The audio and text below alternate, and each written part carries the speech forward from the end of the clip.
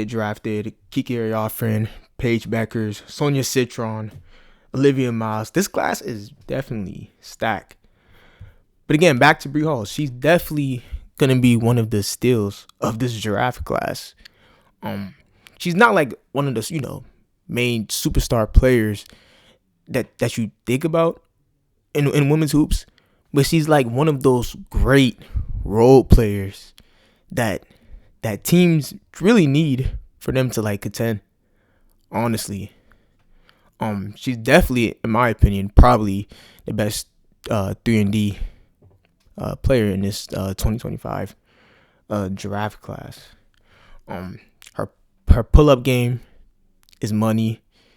She plays great on-ball defense, great catch and shoot from the three. A true 3-and-D player. Definitely, we can take a look at this UNC game from last year November. This was one of the close games. Like, this was one of the games where, South Carolina might lose this one. But literally towards the end, she just went off. Hit a couple big-time threes and saved South Carolina. Look at that. Money. Her jumper is just money, yo. Look at that. Money. Catch and shoot. True 3-and-D. Look at her running down the floor. Fast break lay.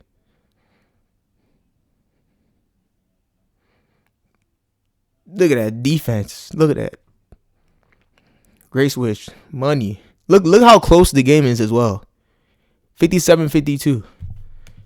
And shout out Women Hoops Masterclass. Like, if you want to check out a lot of these players, highlights, they definitely break down everything and highlight what these players do well in.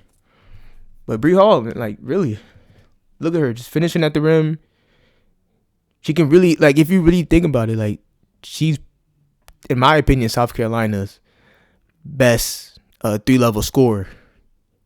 You can argue Malaysia for Wiley, but Bree Hall, look at that. She drive to the rim. She can shoot the 3 ball, and she really has like a true mid-range game. I feel like Malaysia don't really have that. Of course, Malaysia got the 3 ball and can drive to the rim, but Bree Hall, she scores on all 3 levels for South Carolina, man. This from 2 seasons ago, but still,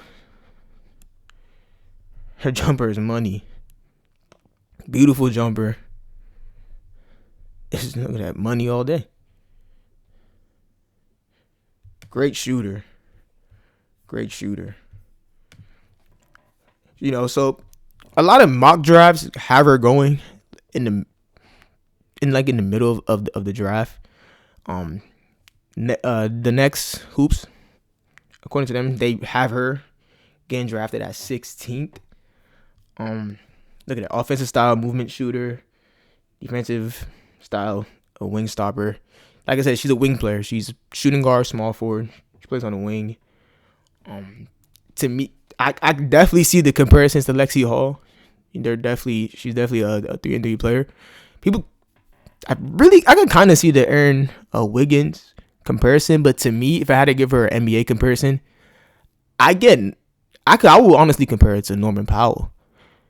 Like, if she reaches her full capabilities, she can be a Norman Powell. Like I said, she's a great role player who can honestly be like that all-star level, almost a superstar level basketball player.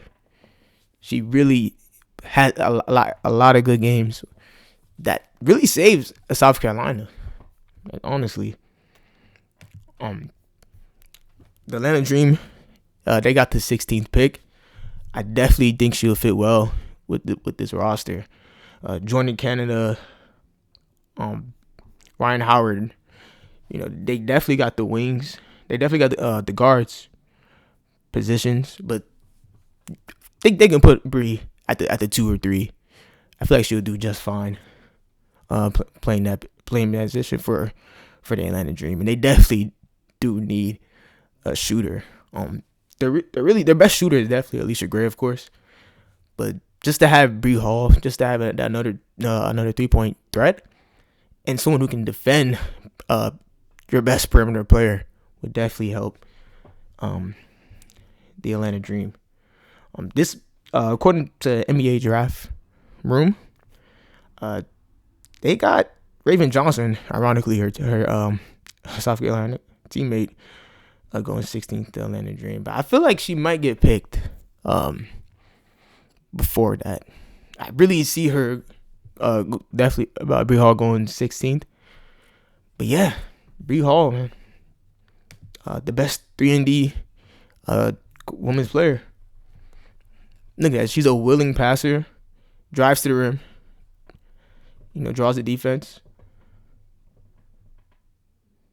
Look at that. Beats her opponent to the spot. Really quick on her feet. Look at that block. Yeah, their jumper is just money. Bree Hall is going to be a steal. I'm telling you, a lot of teams are going to wish they had her. But Bree Hall, great player. If you look at her stats, they don't really stand out. Like I said, compared to like other superstars like Hannah Adogo, Juju Watkins. She's a role player. She's averaging 9 points, 3 rebounds, 44% from the field.